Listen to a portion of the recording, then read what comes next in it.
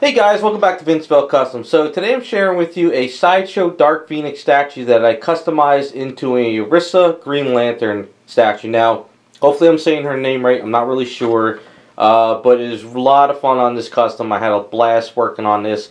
I've actually been reading up on the character a lot more now, and the way she came to be was, I do a lot of work for somebody, a lot of customs work, and every once in a while, if I come across something damaged or I get something, I contact them and say, hey, I got this statue. Are you interested in any type of characters? I did the Yellow Lantern for them a while back, Carousel, and then I was like, you know what? Are you interested in any other Green Lantern stuff? Because I figure I want to try some Green Lantern characters too, or some other color lanterns. I don't know, just kind of.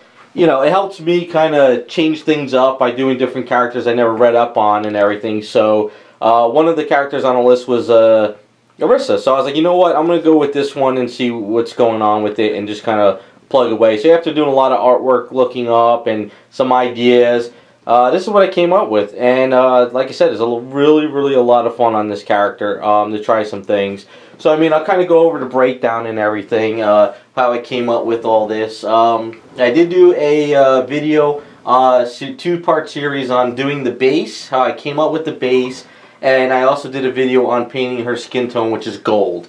That's kind of fun to kind of do these type of alien characters too that are not your typical skin tones, whether they're like a pink, a blue, a gold, stuff like that's a lot more fun to kind of change things up from the normal doing skin tone over and over. So this is kind of what I came up with. Let's get in a little bit closer. We'll break it all down and just give you guys an idea of how everything went. So, if you know the Dark Phoenix, the way her arms are is you have both arms coming out this way with her hands opened up like this. I had some broken hands in my box of parts, and I wanted to give her more fists because a lot of the artwork from Arisia I've seen had fists. This arm over here I did break up and bring it up more because I wanted to show the ring, and that kind of worked out pretty good. It took a little bit of tweaking and finesse, but I think it worked out good. Now, on for her skirt.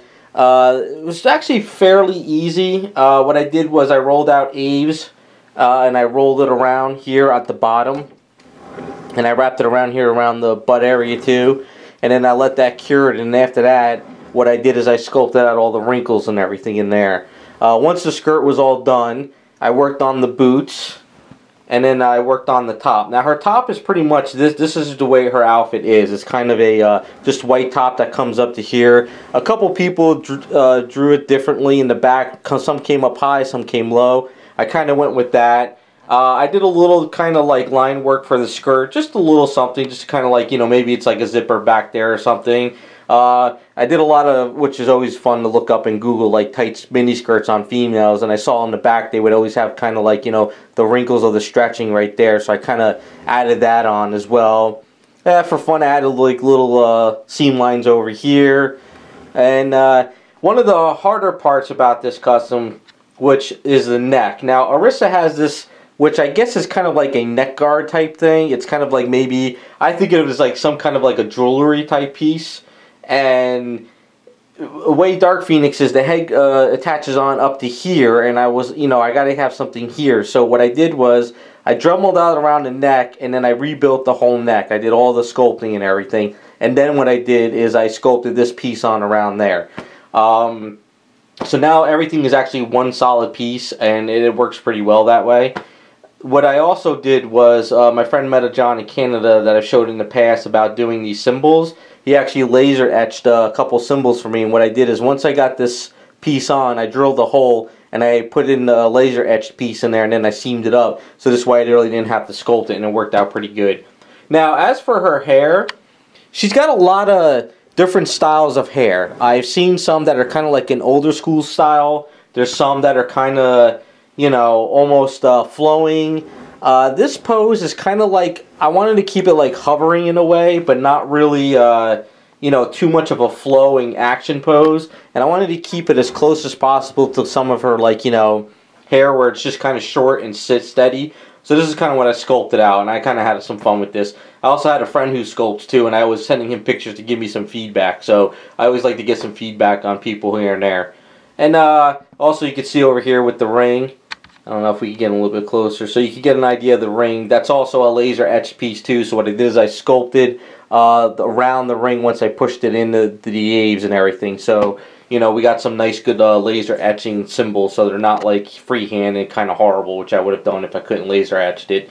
And then also for the base, like I said, I did some video series on the base. My friend laser etched this piece for me, and then I attached it and I sculpted out all these rocks.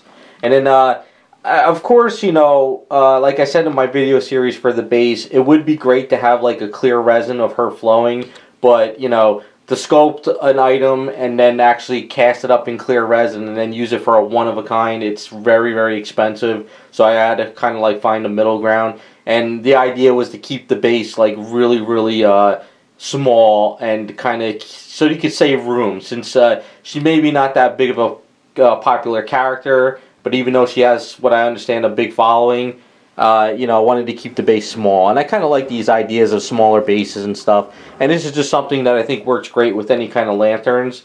So if I do any more lantern characters in the future, I can ask my friend to do me more laser etching, and I can add them to the base. So, and then after that, I just painted it up with, you know, like all the greens cracking around the base, like the power and stuff. So it's just something a little bit different, a lot of fun. Like I said, it's a one-of-a-kind, so you can always do whatever you really want. And then as far as paint work, you know, she's got blonde hair.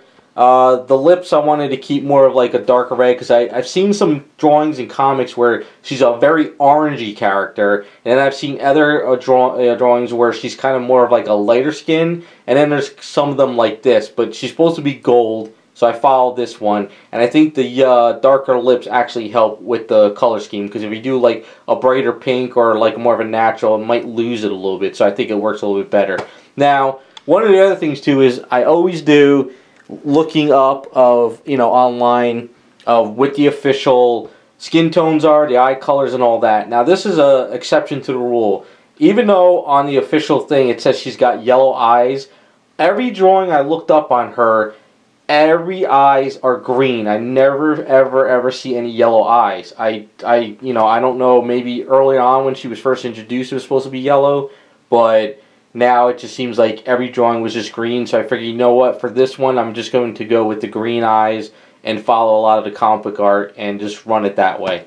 So after that is pretty much a white, you know, white outfit. The skirt, what I did is I did a pearlized green on it, and then I glossed it up, but then I dulled it down so it feels a little bit more silky now. It's not as really potent. Maybe in the camera with my lights it might feel it, but in person it's not as, you know, super pearlized glossiness. The neck guard is the same thing, but what I did is I glossed this up, and then I actually hit it with a hint of Alclad chrome, so it feels a little bit more metallic-y, like it's almost like a piece of jewelry around her neck. So that's what I did with that piece. You know, the gloves, just kept them like, you know, like a leathery gloves with the green parts around the gloves. And then the boots, I kept leathery type boots. It's like it's not shaded with black, it's actually mahogany. So it's kind of like a reddish brown that's shaded in there, so it feels a little bit more, you know, leathery boots. Maybe you can see a little bit better over there. But it might feel like it's just a black shade, but it's not.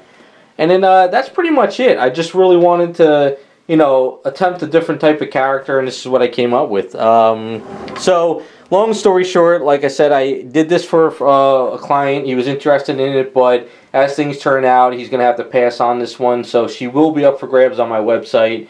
Like I try to do characters every once in a while that are really out there, that, you know, if I ever get stuff cheap, and just put it on my site and see if anyone's interested in it. Because I always like to just get something and just kind of do what I want to do and just have some fun, and then if anyone's interested in it, it could go to their collection.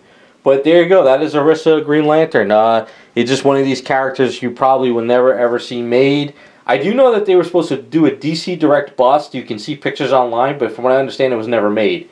So I just kind of like to hit these, you know, oddball characters, or these third, fourth, fifth tier characters that it just seemed that, you know, the companies are never going to make because they know they can't make money off of it. So, you know, it's just fun to do these type of characters, and then maybe if people who love them can go on their shelves in their collection. So there you go. That is Arisia Green Lantern. Hopefully you like the way she came out. I had a lot of fun, It's always great to try some new things, especially like the skirts, and actually have some fun with some bases now. So thanks for watching, and we'll be back with some more videos.